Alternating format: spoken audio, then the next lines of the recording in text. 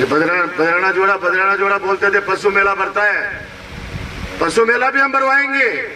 2 जगह चिन्हित करती है हमने, एक तोगड़ा कला के अंदर बहुत बड़ा विशाल जोड़ा है और एक बिरोल के पास। जितना पशु पालकों को मेला भरना है, जितने आनंद करने उनके अंदर आराम से करना। हमें जिला अस्पताल बनाना है, हमें डॉक्टर्स के लिए क्वार्टर्स बनाने हैं, हमें मिलिट्री कैंटीन बनानी है, हमें पेंशनर्स के लिए वहां पे ऑफिस बना के देना है, लाइब्रेरी बना के देनी है।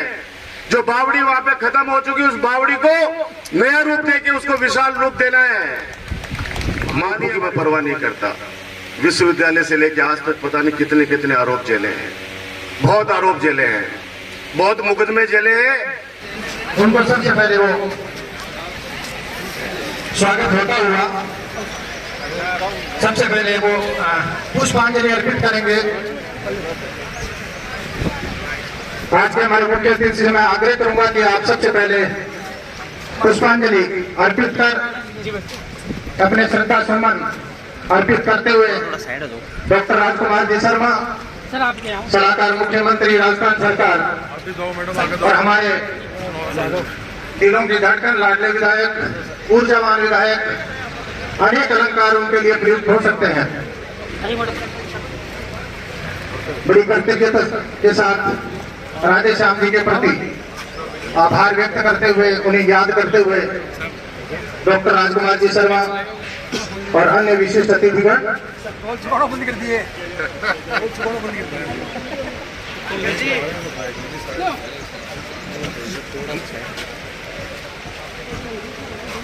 साइड जाओ। आप बढ़िया डिप्टी साहब इधर पता है, इधर आ जाए। पीएम साहब आप भी आ जाओ, इस साइड करवा लेंगे। ठीक है। अन्य मेहमान भी मारे किस साइड आई पुष्पांजलि अर्पित करते हुए राधे श्याम जी मुरार का एक बहुत ही महान हस्ती, जिनका नाम हम पूरे गौरव के साथ लेते हैं और क्यों ना लें, हर क्षेत्र में उन्होंने अपना जीवन जिया है। मंचासीन हो, तालियां जारी रखें, जोरदार तालियां बजाएं। बहुत बहुत स्वागत, अभिनंदन आपका एक बार फिर आपके अपने कॉलेज में। एक आज जोड़ियां बनाते कि जमीन दे दो, हम आपके यहाँ पे हॉस्पिटल बना देंगे, स्कूल बना देंगे। और हमारी बात को कभी भी वो गिराते नहीं है, सम्मान के साथ हमारी बात को स्वीकार करते हैं। और वो भामाशाह बड़वासी में तो एक व्यक्ति के पास 4 बीघा जमीन थी, सिर्फ 4 बीघा, और हमने जनता के लिए झोली फैलाई कि 4 जमीन दे दीजिए, 4 बीघा। वो व्यक्ति खड़ा हुआ और कहा डॉक्टर साहब मेरा नाम अनाउंस करो, मैं मेरी मां के नाम पर 4 बीघा जमीन बड़वासी के हॉस्पिटल के लिए दान करना चाहता हूं। और 4 बीघा जमीन उन्होंने दान करी और हमने 1.25 करोड़ रुपए की लागत से वहां शानदार अस्पताल का भवन बना दिया। आज अस्पताल वहां पे चल रहा है। अपने लिए सब जीते हैं, अपने लिए सब जीते हैं। जो औरों के लिए जिए, ईश्वर उसको बहुत तरक्की देता है। कोई काम करेगा, आरोप लगेंगे, घबराने की आवश्यकता नहीं है। मैं आपसे कहना चाहता हूं कि आप लोग मेरी ताकत हो। पहला चुनाव तो निस्संदेह रूप से मुझे 15 साल के छोटे बच्चों ने जिताया। आप लोग तो उस समय 15 साल से बहुत छोटे छोटे थे, क्योंकि घर पर जाकर जब वो बताते हैं कि हमारे नवलगढ़ क्षेत्र के अंदर ये विकास के कार्य हो रहे हैं, उनके माता पिता जब बताते हैं तो घर में खुशी का माहौल होता है। गुरुजी वगैरह बैठे हैं, बनवारी जी बैठे हैं, सारा का सारा विनोद भाई साहब बैठे हैं, पवन जी रहे। 2008 से पहले पता कर लेना नवलगढ़ में क्या था। 2008 में आप लोगों के आशीर्वाद से, दुआओं से जिम्मेदारी मुझे मिली, नवलगढ़ क्षेत्र का सर्वांगीण विकास हुआ है। ये बदराना जोड़ा बोलते थे पशु मेला भरता है। पशु मेला भी हम भरवाएंगे। 2 जगह चिन्हित करती है हमने, एक तोगड़ा कला के अंदर बहुत बड़ा विशाल जोड़ा है और एक बिरोल के पास। जितना पशु पालकों को मेला भरना है, जितने आनंद करने उनके अंदर आराम से करो। ये जमीन चौधरी बद्री नारायण प्रसाद ट्रस्ट की थी। मालिक है, कोई मालिक है उस जमीन का। उनसे हमने हाथ जोड़ के विनती की कि 40 बीघा जमीन हमें दे दो, हमें जिला अस्पताल बनाना है, हमें डॉक्टर्स के लिए क्वार्टर्स बनाने हैं, हमें मिलिट्री कैंटीन बनानी है, हमें पेंशनर्स के लिए वहां पे ऑफिस बना के देना है, लाइब्रेरी बना के देनी है। जो बावड़ी वहां पे खत्म हो चुकी उस बावड़ी को नया रूप देके उसको विशाल रूप देना है। मानिए हमारी बात। पूरा परिवार आया, 507 भाई जितने भी हैं वो सारे आए। हमने 1 घंटे उनको मोटिवेट किया हमारी स्पीच के माध्यम से। मुझे बताते खुशी है कि 40 बीघा तो दान करी। उन्होंने कहा कि 15 करोड़ रुपए जो अस्पताल का भवन बनाने में लगेंगे ये भी चौधरी बद्री प्रसाद गोविंद का ट्रस्ट लगाएगा। 15 करोड़ कितनी बिंदी लगती है 15 करोड़ के? आप सोचिए, जो काम करेगा उस पर आरोप लगेंगे।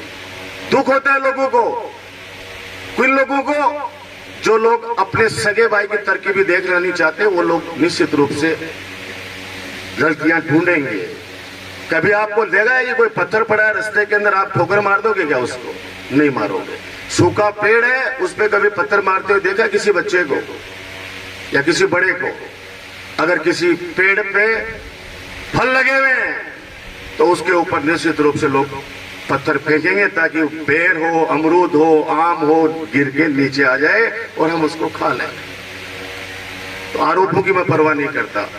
विश्वविद्यालय से लेकर आज तक पता नहीं कितने कितने आरोप झेले हैं, बहुत आरोप झेले हैं, बहुत मुकदमे झेले हैं और कई बार लोगों ने जेल भेजा है, लेकिन अच्छे काम के लिए यानी लोगों के लिए संघर्ष करते हुए। और आज भी कहता हूं, याद करो वो तुम तो छोटे छोटे बच्चे जब आपके माता पिता जब सिलेंडर लेके वो चौकानी के पास जाते थे, भरत जी मुरार का बेटे, पूरी रात भर ठंड के अंदर अलाव जला के बैठते थे कि सुबह 7 बजे ट्रक लगेगा और हमें सिलेंडर मिल जाएगा। मेरी कोई दुश्मनी नहीं थी उस चौकानी परिवार से, कोई दुश्मनी नहीं थी, लेकिन जनता को मैंने वहां तड़पते हुए देखा, लोगों को वहां पिटते हुए देखा, पीटते हुए नहीं पिटते हुए। जब सुबह कोई जाके कह देता कि हम पूरी रात भर से बैठे हैं, हमारे सिलेंडर तो दे दो, तो उधर से आवाज आती कि सिलेंडर खत्म हो गए, क्योंकि उसको कालाबाजारी करनी थी। 22 साल से अत्याचार कर रहा था नवलगढ़ की जनता पर। कोई भूलना चाहे तो मैं नहीं भूलने दूंगा उस बात को, क्योंकि उस आंदोलन ने हमें गुंडा साबित करने की कोशिश की लोगों ने। तब हमने कहा कि हम गुंडा हैं, लेकिन किन के लिए? जो गरीबों पे अत्याचार करेगा उस व्यक्ति को सबक सिखाएंगे। जो दारू के नशे के अंदर रात को किसी शरीफ आदमी को, किसी इज्जतदार आदमी को अगर गाली देगा, उसके साथ मारपीट करेगा, उस व्यक्ति को सबक सिखाएंगे। सुबह तो जाके कहते हैं कि मैं रात में दारू पीड़ हो, गलती होगी मेरे से, तो रात में कुआं तो पड़े तू सो क्यों होश रहे हैं? होली के ऊपर, होली के बाद मैं गांव से जा रही हूं मैं, तो रास्ता का मैं मड़ो एक दिन अठन जाए और अठन जा देना मैंने बोले धीरे चला जाए, कदे गल जाए वो फालतू में सिरा होगा अपने। मान लो पीएस पवन उतर के ना नहीं चाल के को बड़ो मतलब ये को सीधो चले हो, एक वर्दी देखता ही मतलब मेरे का मैं उतरता तो वो और भी टेढ़ो चालतो, मन पत्तो कि मैं उतर जाऊंगा तो और लड़पटेड़ा खाड़वा लग गया वो। और इन देखता ही बोले सर अभी देखिए मैं एकदम स्ट्रेट चलूंगा, फौजी की तरह स्ट्रेट चल रहा था। तो बट पाँच होश के ठेसो आगो, लेकिन भाई होश के ठेसो आगो, सब होश रहता है। लेकिन मैं चाहता हूं जो व्यक्ति स्वाभिमान से जीना चाहे उसको जीने दिया जाए, जी और जीने दो। तो आपके पास कोई भी इस तरह की बात है, आपको चिंता करने की आवश्यकता नहीं है। कभी भी मैं इस जनता की, नवलगढ़ की 36 कौम की जनता का सर कभी झुकने नहीं दूंगा, ये वादा है डॉक्टर राजकुमार शर्मा का, वादा है मेरा। और मैंने कहा कि राजनीति मेरा पैसा नहीं है, राजनीति मेरा धंधा नहीं है। आपके आशीर्वाद से बहुत बड़े बड़े धंधे हैं, आपके आशीर्वाद से। और आज से नहीं, जब उस जमाने में राजस्थान विश्वविद्यालय का अध्यक्ष का चुनाव लड़ना कोई छोटी मोटी बात नहीं थी, आप समझ सकते हैं। जहां पे 40-40 हजार स्टूडेंट्स हो और पूरे राजस्थान के जिलों के बच्चे वहां पे पढ़ते हो। बहुत बड़ा इलेक्शन होता है एमएलए एमपी का, तो एक निश्चित दायरा होता है। हमारा तो पूरा राजस्थान था, पूरे राजस्थान में प्रचार करना पड़ता है। तो आप सोचिए कि संघर्ष करके आगे आए हैं। और इस कॉलेज जब हमने शुरू में सपना देखा था, मुझे आज भी याद है, याद करना चाहूंगा स्वर्गीय भोलाराम जी नेताजी को, भोलाराम जी सैनिक को याद करना चाहूंगा इस मौके पर। उन्होंने अपनी दुकान में बुला के मुझे कहा कि राजकुमार इधर आ। जब हम एमएलए नहीं बने थे, हम सिर्फ संघर्ष कर रहे थे। उन्होंने कहा तो कॉलेज का तो बोल तो दियो, लेकिन नौलगढ़ में यार सीनियर सेकेंडरी स्कूल ही बनी सरकारी, तो क्या को लगी कॉलेज बनेगा। भाऊजी, नौलगढ़ की जनता को मैं एक बार विश्वास दिला रहा हूं, मुझे एक बार अगर मौका दे देगी तो ये चीजें आपके सपने पूरे करेंगे। और दोनों सीनियर सेकेंडरी बनी, 2 सीनियर सेकेंडरी बेटियों वाली बनी, मोर और मानसिंह का, और अब तीसरी अंग्रेजी माध्यम की गौशाला, वो भी 12वीं क्लास हो गई। और आने वाले समय में गणेशपुरा, बहुत सालों से वो परेशान हो रहे कि 8वीं से 10वीं होनी चाहिए, वो भी 10वीं स्कूल होने जा रही है। सरकारी तंत्र के अंदर कहीं कोई कमी नहीं रहेगी, यही भरोसा दिलाते हुए आप सब लोगों ने होली अच्छी तरीके से मनाई होगी, खूब रंग खेले होंगे। हमने भी परशुरामपुरा फार्म हाउस पर खूब रंग खेले हैं, हजारों की तादाद में आप लोग आए, बहुत अच्छा लगा।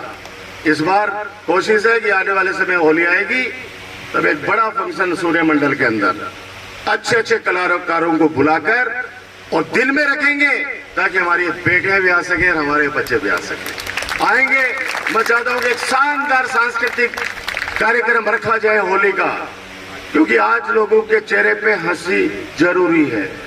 हर आदमी दुखी है, छोटे से टाबर है 5 साल को, वो भी दुखी है, टेंशन में है। अब देख ले, सारा हिंदू अमेरिकन बैठे हैं, लेकिन सब मोबाइल पर टाइम फिक्स कर रहे हैं। सारा मन पे रहा बेटा कि मोबाइल वास्तव में अच्छी है, वैसे तो अच्छी चीज है, क्योंकि कम्युनिकेशन हो जाता है। वरना हमारे टाइम पर तो एक चिट्ठी पहुंचाने के अंदर जूते पड़ जाते थे, बहुत बुरा हाल था उस समय।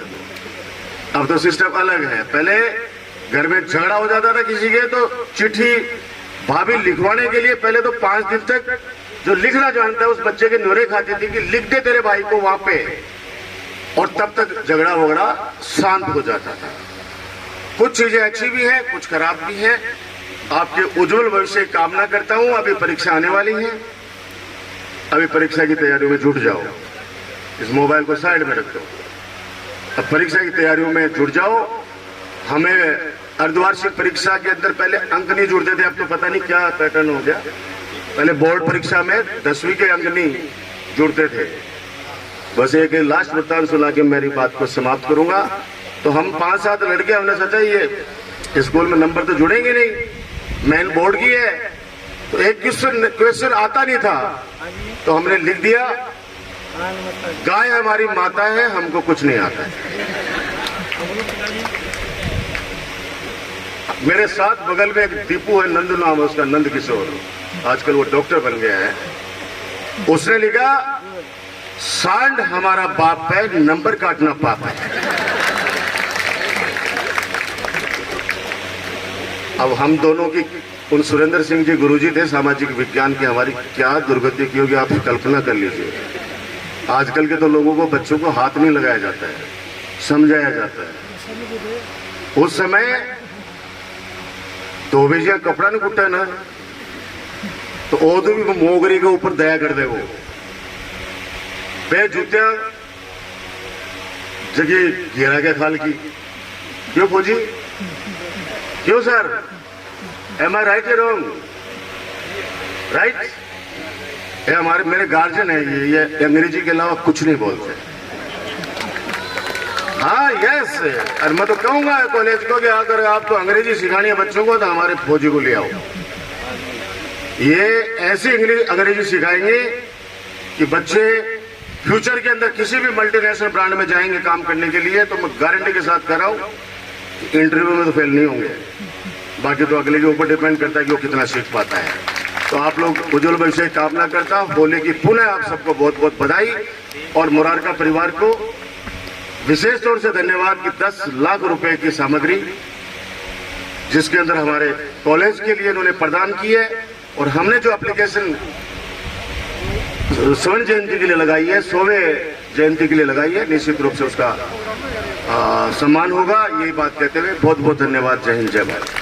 सबसे बड़ी चीज जो आज डॉक्टर साहब के मुखारविंद से निकली, एक तो आगे के लिए जो कमरे हैं वो बनेंगे, उससे बड़ी बात पीजी कक्षाएं होंगी साइंस में भी, कॉमर्स में भी, और उससे बड़ी बात कि महाविद्यालय अब सीधा, हमारे पास पहले थोड़ा सकड़ा मार्ग था, तो अब इसका विस्तार होकर और सीधा गेट जो है वो अपने इस हाईवे पर लगेगा। इससे बड़ी बात और क्या हो सकती है। जोरदार तालियां डॉक्टर साहब के इस जो हमने एक सुझाव दिया था उनको स्वीकार किया। आपके लिए जो भी अतिथिगण पधारे हैं, अभी हमारे मुख्य अतिथि हमसे विदा होंगे और जो बच्चे हैं जिनकी प्रस्तुतियां होनी है, कार्यक्रम अभी बाद में जारी रहेगा। तो पहले अपने स्थान जो जहां बैठा है वो वहीं रहेगा। पहले बहुत कुछ है, खेल सामग्री भी है, बहुत कुछ आज इन बच्चों के लिए समर्पित किया जा रहा है। डॉक्टर राजकुमार जी शर्मा सीएम सलाहकार और अपने लाडले विधायक के कर कमलों द्वारा फीते की गांठ को खोला गया। साथ में कैलाश जी काका, आदरणीय SDM madam, Suman ji Sonal, Satpal Singh ji deputy साहब, हरिराम जी काले, डॉक्टर राजेश जी यादव, ये बड़े बड़े लोग और समस्त निकिता केरोडिया, आइए आपके सामने जोरदार तालियां इस बेटी के उत्साह के लिए बजाइए। हाँ, चलाइए सर, चलाइए।